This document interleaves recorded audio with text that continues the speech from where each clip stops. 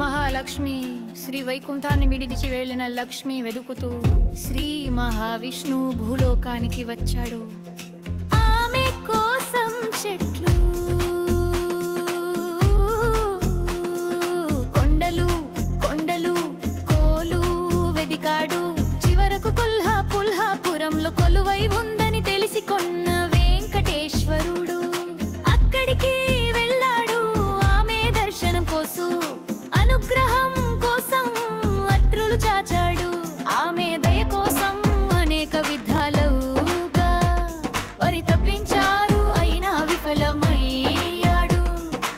ఆకాశవాణి ప్రేరణతో శ్రీ సుఖ మహర్షి తిరుచానూరు ఆశ్రమ చెంతకు వచ్చి మళ్ళీ తపస్సు చేశాడు. స్వామివారి ప్రార్థనపై జగత్ కళ్యాణం కోసం కొల్హాపుర నివాసిని అయిన శ్రీ మహాలక్ష్మి పద్మ సరోవరంలో బంగారు పద్మంలో పద్మానతిగా అవతరించింది. ఆమెను అలమెల మంగ అని కూడా అంటారు. శ్రీ వెంకటేశ్వరుడు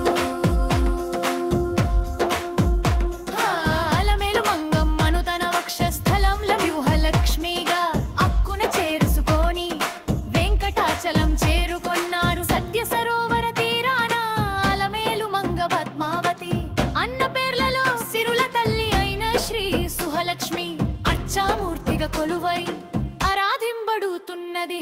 ఆయమ దివ్య చరిత్రే కొలువు వండి చదివి తగ్గించండి.